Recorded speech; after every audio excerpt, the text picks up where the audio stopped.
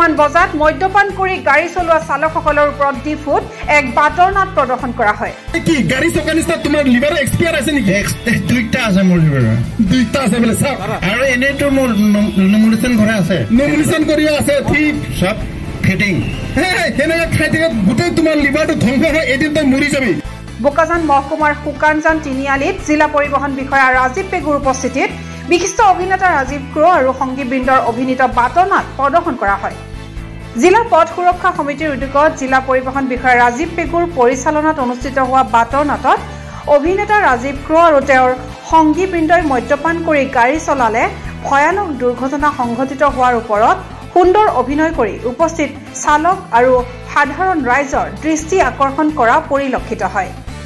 জিলাখনত বৃদ্ধি পাই অহা দুৰ্ঘটনা প্ৰতিৰোধ কৰিবলৈ জিলা পথ সুৰক্ষা সমিতিৰ উদ্যোগত আৰু বিভিন্ন NGO আৰু সংবাদ মাধ্যমৰ জৰিয়তে বিদ্যালয়সমূহত সজাগতামূলক কাৰ্যসূচী গ্ৰহণ কৰা হয়। ইয়াৰ উপৰি দুৰ্ঘটনাপ্ৰৱণ এলেকাসমূহ ব্লেক স্পট হিচাপে চিহ্নিত কৰি সতৰ্কতামূলক ব্যৱস্থা গ্ৰহণ কৰা হৈছে। মদ্যপান কৰি গাড়ী চলাই চালকসকলক নিজৰ লগতে যাত্ৰীসকলৰ জীৱন বিপদাপন্ন নকৰিবলৈ অনুৰোধ জনায় পৰিবহণ বিষয়া ৰাজীৱ পেগুৱে। ফেব্ৰুৱাৰী মাহৰ 15 তাৰিখলৈকে আমাক চৰকাৰে ঘোষণা কৰিছে। গতিকে আমি ডিপুৰ কাৰ্বি আংলঙৰ বিভিন্ন ঠাইত এই দুৰ্ঘটনাৰ ওপৰত আমি বেছ কৰি ক'ৰবাত বাটৰ নাট কৰিছোঁ, ক'ৰবাত কলেজত আমি প্ৰগ্ৰাম কৰিছোঁ। গতিকে যাতে আমি মানে দুৰ্ঘটনামুক্ত হ'ব লাগে অসমখন, মানে চবে জানিব লাগে। আমি পঞ্চায়তৰ ওপৰত বেছ কৰি পেলাই এই প্ৰগ্ৰামটো আমি কৰি আছোঁ আৰু আমি 15 তাৰিখলৈকে নন ষ্টপ কৰিম। গতিকে আপোনালোকৰ চেনেলৰ জৰিয়তে ৰাইজক মই এইটো অনুৰোধ কৰিছোঁ যে সকলোৱে হেলমেট পৰিধান কৰি স্কুটাৰ চলাব, গাড়ী চলাওঁতে চিট বেল্ট ল'ব, তাৰপিছত মদ্যপান কৰি গাড়ী নচলাব, দ্ৰুতগতিত গাড়ী নচলাব, মোবাইল ফোন গাড়ী চলাওঁতে ইউজ কৰিব নালাগে। এইটোৱে আমাৰ মেইন।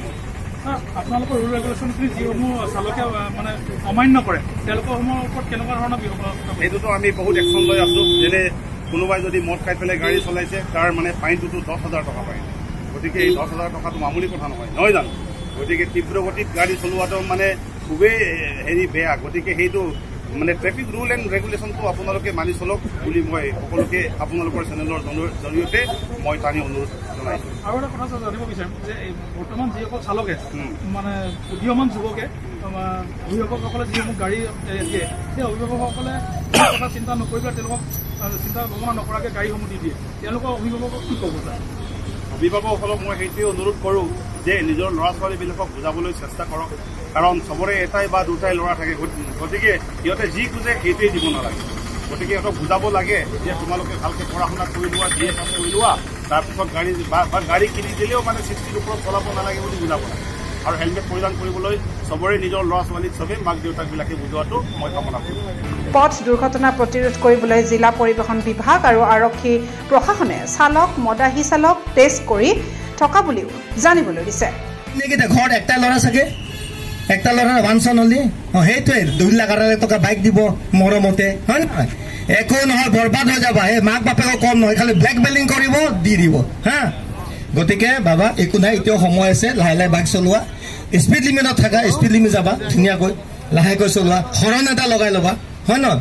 পাছত যাতে একো ঘটনা নঘটে, ঘৰত যদি তোমাৰ কাৰণে কান্দিবলগীয়া নহয়। মা বাপে বহুত আশা কৰিছে তোমাৰ ওপৰত।